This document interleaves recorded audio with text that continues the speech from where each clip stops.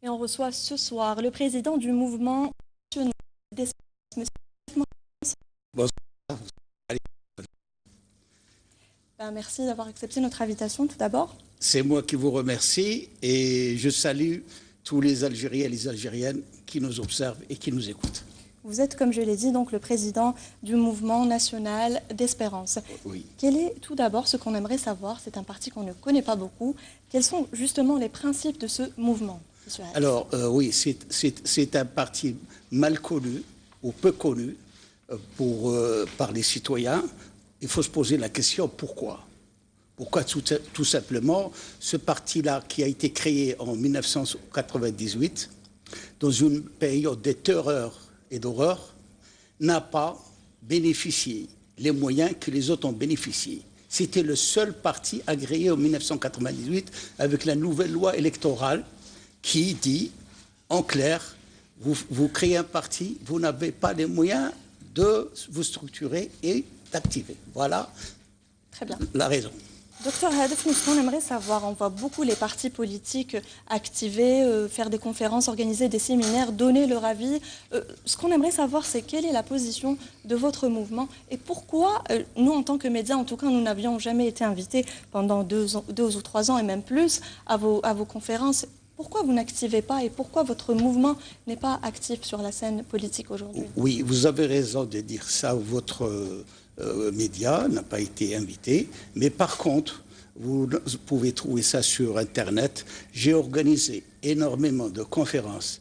Alors, je peux vous dire qu'Elma, Mila, Larouat, sur des questions de fond, des questions sensibles, l'unité nationale, la sécurité, l'économie. Simplement, je déplore que certains médias n'ont pas voulu ou n'ont pas pu couvrir nos activités. Seul Internet qui les a couverts. Bon, j'ai fait aussi beaucoup de conférences de presse sur des questions extrêmement sensibles, sur des élections présidentielles, dans des grands hôtels et surtout dans des grandes salles. Par exemple, une conférence qui s'appelait comment construire, consolider l'unité dans la sécurité, eh bien, croyez-moi qu'il n'y avait pas une seule place. Les journalistes sont venus, quelques journalistes, mais bon, qu'est-ce que vous voulez? Peut-être, moi je suis quelqu'un qui reconnaît quand même mes faiblesses, mes vulnérabilités. On n'a pas beaucoup pensé à créer en ce temps-là un attaché de presse qui puisse prendre le contact avec les médias. Vous rejetez également toute offre d'alliance soutenant que votre formation n'est pas un comité de soutien pour s'aligner derrière un tel ou un tel. Oui, quand j'ai créé le mouvement national d'espérance, j'ai créé une force politique de conviction. D'abord, nous avons des positions de conviction et non pas des positions circonstancielles et opportunistes. Alors, j'ai créé aussi ce mouvement-là. Ce n'est pas pour discuter des personnes ou des clans ou des lobbies. J'ai créé aussi ce mouvement-là pour ne pas se fondre dans une alliance. Et j'avais dit, quand j'étais invité à pas mal d'alliances, même récemment, j'ai dit que ce terme-là, il est impropre à la science politique, parce que pour moi, c'est un terme qui relève plutôt de questions aéronavales. Vous pouvez nous citer un exemple d'un parti politique qui a fait appel à votre mouvement, un exemple par exemple? Par exemple, j'étais invité par les groupes de partis. Je n'ai pas répondu. Non, j'ai répondu en leur souhaitant bonne chance, beaucoup de courage, beaucoup de réussite, parce que moi, je n'ai pas... j'ai des adversaires, je n'ai pas des ennemis, pas du tout. Et ma position, ma conception, ma démarche politique ne me le permet pas. Ne me permet pas. Par contre, oui, j'ai dit une fois, tout ce qui est partisan, militant, ça me dérange. Je suis partisan simplement d'une république républicaine, d'une démocratie vivante, d'un État impartial. Je suis aussi partisan avec qui vous voulez, d'une personne qui veut sortir l'Algérie de cette situation. actuelle. Monsieur Mohamed Hadef, vous êtes également politologue de formation. Donc nous, on aimerait avoir votre avis de politologue. Quelle est votre perception des choses concernant la situation politique actuelle, sur l'actualité politique, si vous voulez? Oui, alors vous avez actuellement deux conceptions un peu extrémistes, pessimistes, des pessimistes exagérés. Vous avez une tendance qui dit tout va mal, tout ira mal, et puis c'est très grave. Ça, c'est d'un côté. D'un autre côté, vous avez une autre conception des gens qui disent tout va très bien, c'est l'euphorisme. Or, je dis toujours les extrémistes, parce que moi je dis les extrémismes, sont trop dangereux pour une vision, une conception, une démarche productive et concrète. La situation actuelle, je l'avais écrit, je l'avais dit, 91, à partir de 91. J'ai même dit le pourrissement national, il y a un article sorti. Et les dangers, je travaillais beaucoup sur les dangers, les risques et les menaces. Parce que beaucoup de gens confondent les risques, menaces, dangers. J'ai dit que la situation est très préoccupante, que récemment, dans un grand journal, très préoccupante. Mais simplement, je vous en prie, il ne faut pas passer notre temps maintenant à vieillir, à faire des diagnostics et des analyses aussi fantastiques soient-elles.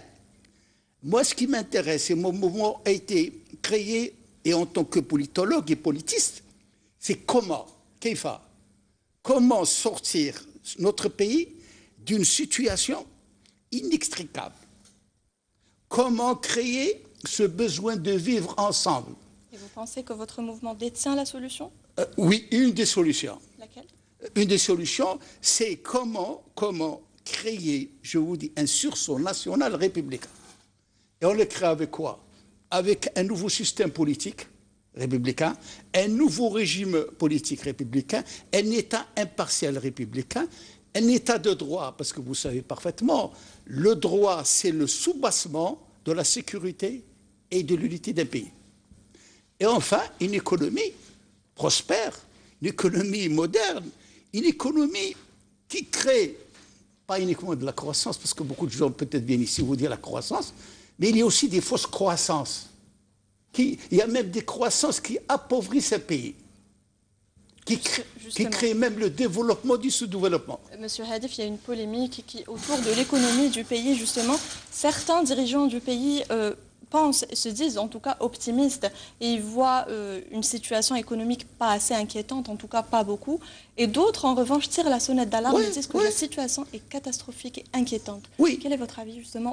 Ça, il faut casser ce binôme. Vous avez aussi fait de la politique économique. Oui, de la politique économique. Il faut casser ce binôme, c'est ce qu'on appelle deux personnes qui s'affrontent, deux thèses qui s'affrontent. Quelle est la nouvelle thèse qu'il faut créer? La nouvelle démarche, la nouvelle marche vers l'histoire avec un grand H. C'est le sursaut. Maintenant, nous sommes dans une situation où seul un sursaut républicain, par des républicains, par des démocrates et non pas des pseudo-démocrates, et j'avais même dit en Algérie, il y a une démocratie, mais peu de démocrates. C'est triste, hein? Monsieur Hadef, aujourd'hui, est-ce que vous pensez que l'Algérie est capable de sortir de la dépendance des hydrocarbures? Elle a toutes les capacités, les atouts, mais simplement, pour un économiste sérieux, je dis bien, ils n'ont pas des pseudo-experts. L'économie, c'est quoi? C'est des hommes et des femmes, le capital humain. C'est les libertés, non pas uniquement, les libertés. Et je suis là pour défendre la notion de liberté et de démocratie, parce que ce qu'on a fait dans notre pays, c'est quoi? On a toujours mis la liberté, la démocratie, comme un wagon du développement. Or, toutes les thèses des grands prix Nobel, et j'ai des amis, les grandes thèses, le développement ne pourrait jamais s'effectuer sans la démocratie, sans les libertés. C'est le moteur du développement. Alors, liberté de créer, liberté d'innover, liberté de circuler. S'il n'y a pas ces libertés, c'est-à-dire le développement politique, qu'est-ce que vous allez récolter? La liberté de la presse aussi. Absolument. On va parler justement de l'affaire Al-Khabar. Quel est votre avis sur la question? En ce qui concerne ce respectable journal, que j'ai assisté à sa création, et je connais tous les gens qui ont travaillé, qui continuent à travailler difficilement. D'abord, j'ai pris position dans les années 93, au niveau de la presse, qu'il faut défendre, être solidaire avec tous les médias. Premièrement. Et deuxièmement, le Khabar, comme les autres journaux, doivent vivre librement et ne pas être censurés. ou évidemment être arrêté. Je ne pense pas que le Khabar demain il va être fermé et ma solidarité, elle est totale et complète sans aucune nuance. Simplement, nous souhaitons aussi que certains médias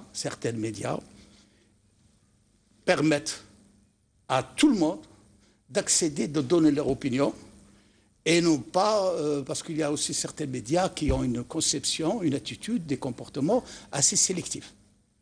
Et quel est votre commentaire si on devait parler de manière plus générale de l'homme d'affaires Saad Al-Brab?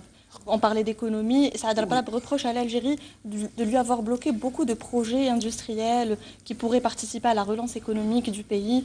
Et Saad Al-Brab veut racheter aujourd'hui le groupe Al-Khabar et il a été bloqué et attaqué en justice aussi par le ministère de la Communication. Alors, monsieur Al-Brab, pour moi, c'est un authentique Algérien. Monsieur Rabrab, j'avoue, je vous le dis, moi je ne suis pas quelqu'un qui fantasme. Je ne l'ai jamais connu, je ne l'ai jamais rencontré, par rapport à d'autres, certainement. J'entends parler, je lis, je suis avec une attention particulière son cas. Monsieur Rabrab a tous les droits d'investir, a tous les droits de vivre chez lui, il est chez lui. Maintenant, on parle, on dit que c'est la justice qui va trancher. J'espère que la justice soit juste pour trancher, parce qu'il y a des justices injustes. Moi, je suis pour une justice juste, parce que toute justice n'est pas en soi juste. En faisant confiance à la justice. Mohamed Hadef, on va reparler un petit peu du volet politique, si vous le voulez bien. Oui, bien sûr. Vous avez été, en tout cas, vous avez annoncé avoir été candidat aux élections présidentielles de 2014 avec une déclaration, je cite, vous disiez « mécontent de voir l'état de la politique en Algérie sombrer de jour en jour dans le flou et l'ambiguïté ». Absolument. Je suis là, je continuerai à me battre pour honorer, rendre la politique ses valeurs, sa noblesse. J'ai dit, je le redis, que la politique se trouve actuellement en Algérie dans un état comateux. Nous avons beaucoup de gens qui font de la politique, qui la confondent avec divertissement, avec spectacle, avec la ruse. Ce n'est pas ça la politique. La politique est un bien commun, un horizon, des projets. Alors, la scène politique, c'est pire. La scène politique, vous le voyez au bouillonné, il y a une scène politique, sans politique. Et pourquoi vous n'avez pas été candidat au final? Alors, pourquoi je n'étais pas candidat? Je me suis présenté, j'ai retiré mes formulaires de signature comme tout le monde. Eh ben, je vais vous révéler là, parce que là, nous n'avons pas trouvé de presse, à part un journal, un petit journal. Vous savez, j'ai 60 000 signatures qui ont été, d'abord la fille, on l'a cassé la figure, elle a été hospitalisée, que 60 000 qui a été prises, volées, dans 3 wilayas vers le centre et 3 wilayas vers l'ouest, a été bouché un tir. Alors quand j'ai vu cette violence, cette forme déshonorante, je me suis retiré avec un communiqué. Je dis, ce n'est pas ça la politique, ce n'est pas ça les élections présidentielles, ce n'est pas ça, je dis bien, la scène politique, complètement violente. Et la personne s'est trouvée deux personnes chez moi dans un hôpital. Et enfin, j'ai dénoncé l'argent qui corrompt, l'argent, je me suis dit, je me rappelle, qui pourrit, l'argent qui achète les signatures, l'argent qui achète les voix et même les postes, et cet argent-là qui actuellement déstabilise, je dis bien, c'est l'argent qui déstabilise toute une société et lui ôte ses valeurs. Justement, M. Hadef, ça polémique beaucoup autour des prochaines élections présidentielles de 2019. Est-ce que vous allez être candidat aux prochaines élections présidentielles? Beaucoup de gens me le posent. D'abord, l'élection présidentielle prochainement, Inch'Allah, c'est une terre incognita. C'est-à-dire, nul ne sait comment ça va se passer. La seule chose que je peux vous dire, en tant que politologue, et un observateur attentif et attentiste qui scrute, moi je n'observe pas, je scrute les choses, ça va être une élection atypique, avec une ribambelle de candidatures. Un petit pronostic peut-être? En ce qui me concerne, oui. Il faudrait que je saurais s'il y a des garanties. Ce n'est pas pour l'élection elle-même. uniquement du jour de convocation au corps électoral pour obtenir les signatures, parce que la première fois d'une élection présidentielle se passe administrativement au niveau de la cueillette des signatures pour aller à l'élection. Autrement, l'élection, c'est-à-dire sur le plan politique, je me porte à merveille. Très bien, Monsieur Mohamed Hadaf, je vous remercie beaucoup d'avoir répondu à notre question. Je rappelle que vous étiez l'invité du 19h Info et que vous êtes le président du mouvement national d'Espérance. D'Espérance, pas d'espoir. On espère beaucoup de succès à votre Merci mouvement. beaucoup. Vous restez avec nous parce que direction Mila ce soir.